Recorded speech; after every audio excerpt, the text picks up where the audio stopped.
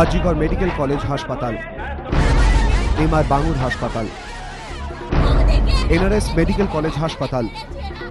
চিকিৎসায় গাফিলতির অভিযোগে একের পর এক সরকারি হাসপাতালে ভাঙচুর, সরকারি সম্পত্তির ক্ষতি, চিকিৎসকদের হেনস্থা, পাল্টা কর্মবিরতি, নাকাল রোগীরা। সাম্প্রতিককালে একের পর এক ঘটনার সামনে আসায় উদ্বিগ্ন সবাই।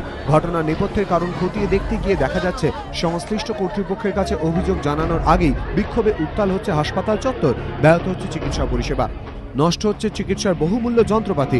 চিকিৎসকদের একাংশ বলছেন চিকিৎসার গতি প্রকৃতি সম্পর্কে রোগীর আত্মীয়রা সবসময় সঠিক তথ্য জানতে পারেন না, ফলে তাদের মধ্যে ক্ষোভ তৈরি হয়। তাই হাসপাতাল কর্তৃপক্ষের সঙ্গে রোগীর আত্মীয়দের যোগাযোগ আরও নিবিড় করার প্রয়োজন রয়েছে বলে মনে করছেন চিকিৎসকদের একাংশ।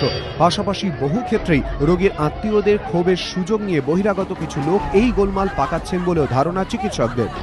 হাসপাতালে যখন গণ্ডগোলগুলো হয়, বিশেষ করে ভাঙচুরের মতো ঘটনা, যারা বাড়ির লোক তারা তো শোকে বা দুঃখজনক ঘটনা পরে শোকে বিত্তদের কাতর হন, কিন্তু যাদের সেই ধরনের কোনো স্বার্থ নেই, কিছু লোক যাদের কাজই হচ্ছে হাসপাতাল ভাঙচুর করা, একটা ক্যাওস করা, এই শ্রেণীর লোক চারপাশে জুড়ে যায় এবং তারাই কিন্তু এই ভাঙচুরের ঘটনাগুলো করে।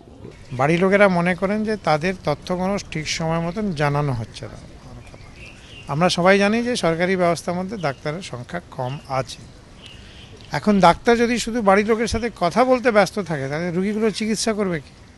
এবং এই কারণে হয়তো লোকেরা মনে করছেন যে ভেতরে কি হচ্ছে আমরা জানতে পারছি না।